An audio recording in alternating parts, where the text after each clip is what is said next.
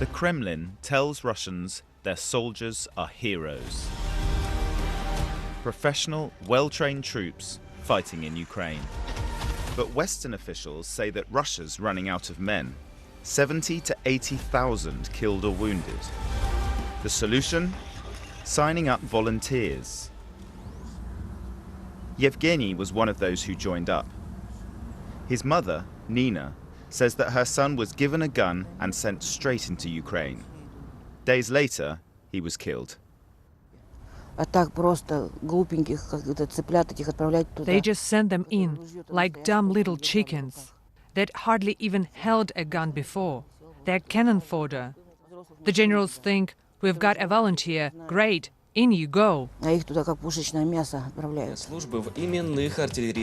videos, volunteers are promised huge sums of money and even plots of land. They're now a common sight on social media. But recruiting is being done in more traditional ways too. This announcement talks about the creation of 2 new volunteer brigades. It's urging local people here to sign up to fight in Ukraine.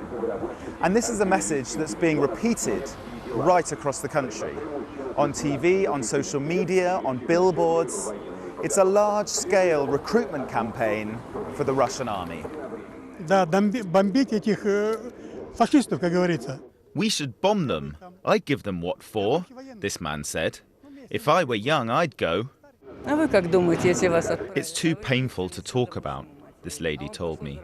Why go? Only their bodies will be brought back. But can Russia win this war with a volunteer army? So this is, I think, not the type of the soldiers that are needed to a victorious war. The main problem is not with the quantity of people, but with the qualities, with their motivation. This is not a thing that you can change quickly. You can't bring, I don't know, thousands of people and to teach them how to work with modern weapons, tanks, and aircrafts. The Russian military has not released casualty figures since the end of March. But Nina knows that large numbers are dying in Ukraine. You read the news and it's all about men being killed. But people are going there. I don't know why they go. President Putin says he ordered his forces into Ukraine to protect his people. But the Kremlin is now sending even more Russians there, into mortal danger.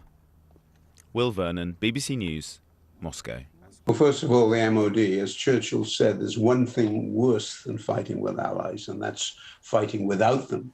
The Russians are using typical strategies of using auxiliary forces.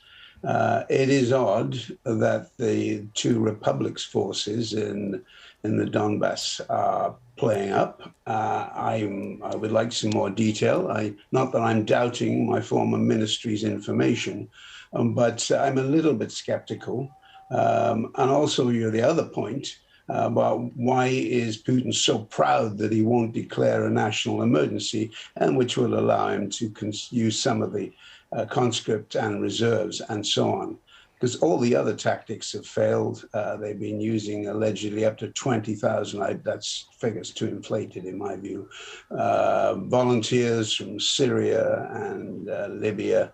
As one intelligence official said, sending Syrians to fight in Ukraine is like sending Martians to fight on the moon. So it does show the desperation of the Russians. It's the same old problem. Although there's been some modernization under Putin, the armed forces still have the same problems of command and control, coordination, the leadership quality of officers. There's so many problems in the Russian forces. On the other hand, they're quite resilient, as they showed in the Second World War. So we shouldn't emphasize too much the Russians are being too demoralized, too weak after 6 months of fighting. Interesting. Well, it's extremely demoralizing. It's like there used to be calls in Britain for conscription. And of course, we've got an all-regular volunteer army, although we use other forces as well, like Gurkhas. There's nothing worse than a well-motivated, trained, disciplined group of soldiers suddenly have a bunch of people fighting alongside them. Certainly that was my experience in, for example, Afghanistan in the 80s against the Russians. The Afghan forces believed their own propaganda and thought they were great troops. And they were completely useless. So spending time in battle with them was extremely unnerving, because I was with professional soldiers who knew what they were doing. The Afghans prayed a lot, had a lot of courage, but they were just not trained. And in essence, in any war at any time, a good soldier is a trained soldier, but he also has to be motivated, and that's what the Ukrainians have. They've got some good training, got good equipment, they've got a lot more instructors from the West than the West is prepared to admit, and they're fighting for their homeland. The Russian forces seem demoralized, seem disorganized. They have a lot of problems with command and control, as I said. So this war is likely to go on for a long time, because the Russians are bigger and more powerful, and the Ukrainians are fighting better. So that's a recipe, not for stalemate, but for a long, long war.